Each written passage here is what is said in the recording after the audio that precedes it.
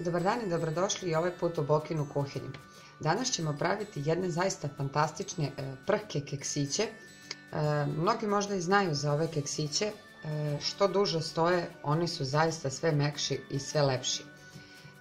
Inače sa orasima su, kao što sam rekla, peći ćemo ih u plehu od rerne, zatim ćemo ih iseći na trougliće gdje ćemo trouglove, samo one ćoškiće, potapati u čokoladu. Za pripremu ovih keksića bit će nam potrebno. Umesit ćemo prvo testo za koje će nam biti potrebno 150 g brašna, pola kašičice male praška za pecivo, 65 g šećera, 1 vanilin šećer, vrlo samo malo trun soli, 1 cijelo jaje i 65 g margarina. Kada to testo budemo umesili, preko njega ćemo namazati odmah 2 pune supene kašike džema od kajsija, znači onako zahvatite baš pune 2 kašike od džema. Zatim ćemo istovremeno kada to premažemo istopiti 100 g margarina sa 100 g šećera, 1 vanilin šećer i 2 velike kašike supene, bit će nam potrebno vode. Kada to bude provrelo i kada se šećer i margarin budu istopili, u tu smesu onako da nam bude mlaka, ne sme biti hladna, dodat ćemo odmah 200 g oraha. Međutim, orah je potrebno ovako iseckati pola krupno u čoperu, blenderu ili već kako, a polovinu oraha ostaviti mleveni. I bit će nam potrebno 1 vanilin šećer. Ovu smesu ćemo naravno preko džema premazati i sve to zajedno peći nekih par minuta na 180 stepeni, otprilike 20 minuta, ali ja ću tačno navesti na kraju videa koliko. Kada keksići budu bili mlaki, seći ćemo ih na trougliće, umakati u čokoladu, zatim uživati u zaista jedinstvenom, fantastičnom ukusu. Pa idemo da i danas budemo vredni da napravimo još jedan lep, ovaj put, keksić. Kao što sam rekla, testo prvo pravimo. 150 g brašna stavljamo u vanglicu, zatim ćemo dodati pola samo kašičice supene, to jest kafene praška za pecivo. To ćemo fino sve ovako izmiješati. Dodat ćemo odmah vrlo malo soli i to ćemo izmiješati. Zatim ćemo ovako napraviti jedno udubljenje u koje je potrebno, u stvari mogli smo odmah dodati i šećer. I 1 vanilin šećer, da nam testo fino zamiriška. Zatim ćemo tu napraviti ovako jedno udubljenje u koje ćemo dodati 1 cijelo jaje. I dodat ćemo 65 g margarina koje ćemo iseći na listiće da bi lakše mesili. Da bi se testo lepše umesilo sa margarinom, ja sam ipak malo ovako istopila margarin i dodat ćemo ga sada u smesu. Jaje ćemo ovako malo izlupati, zatim dodati okolo naš umočen, to jest istopljen margarin.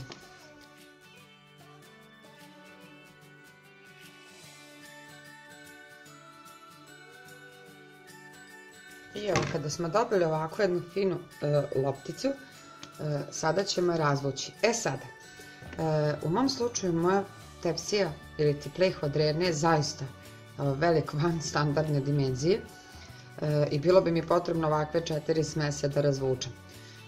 Ja ću razvući u manjoj tepsiji, đuvečetu, plehu, nebitno u čemu. Potrebno je samo da imate dovoljnu količinu testa da bi fino razvukli. Preko toga odmah mažemo džem i filujemo orasima. Pošto je testo prhko, ja sam izmjerila papir za pečenje spre moje tepsije i ovako lagano varjačom razvući što tanje, uz naravno pažnju da ove stranice ne izađu i da ne bude ovih pukotina.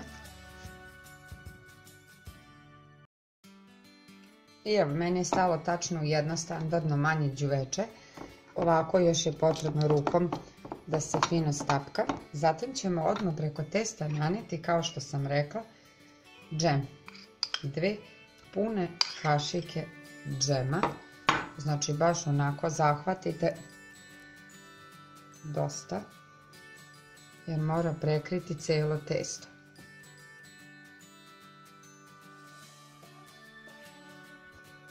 I kada smo završili sa džemom, tepsiju ćemo sada staviti u stranu i skuvat ćemo fil za orahe.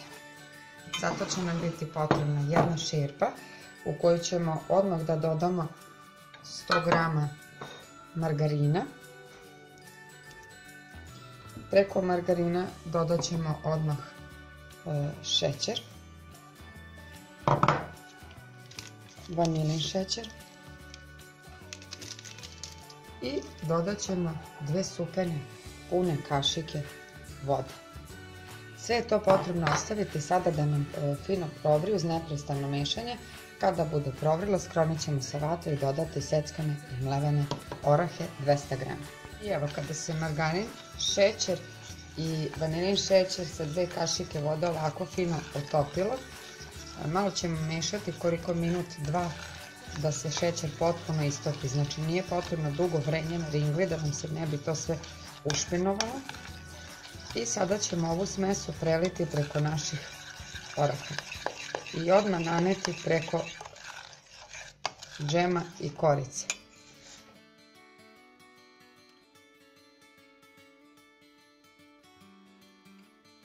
Sada ćemo tu smesu ravnomerno svugde razvući preko džema.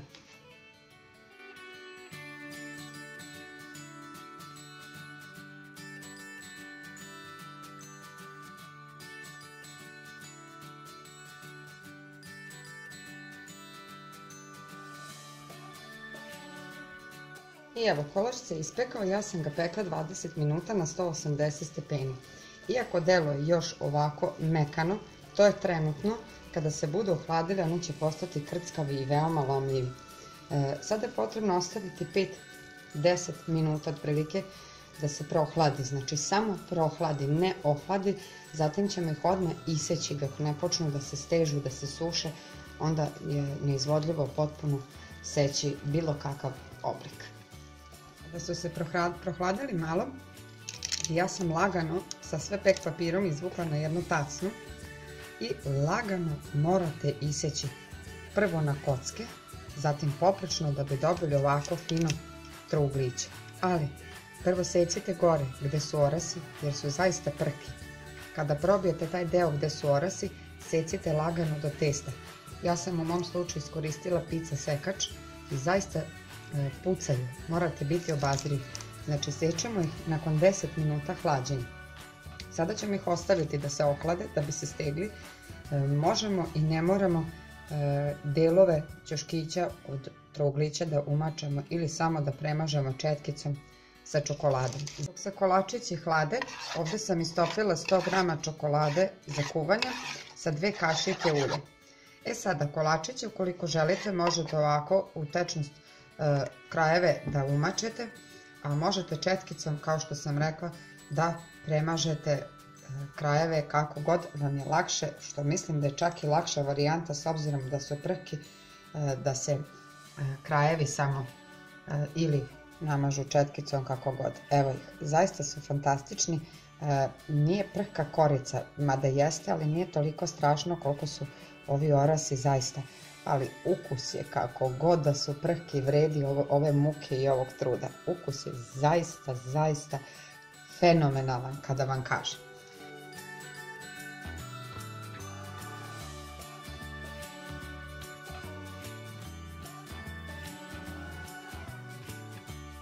Kolačići su gotovi, zaista su fantastični, predivno izgledaju, a ukus je zaista fenomenalan. Pa naravno, gde su orasi, gde je džem, ne može da nema dobrog kolača. Još i čokolada, zaista ovaj kolačić sada uz kaficu će ići samo tako. Toplo vam ga preporučujem da ga napravite, ali ću vam opet reći kao malo pre napomenu da zaista morate biti obazrivi i strpljivi, dosta živaca da imate kada ih pravite jer su dosta osjetljivi u početku. Sada je već mnogo lakše sa njima baratati. Samo ono testo nije problem. Ukoliko ova smese sa orasima kada se ispeče, veoma nežno morate zasecati da ne bi došlo do pucanja. Ovi orasi su zaista prhki i krckavi.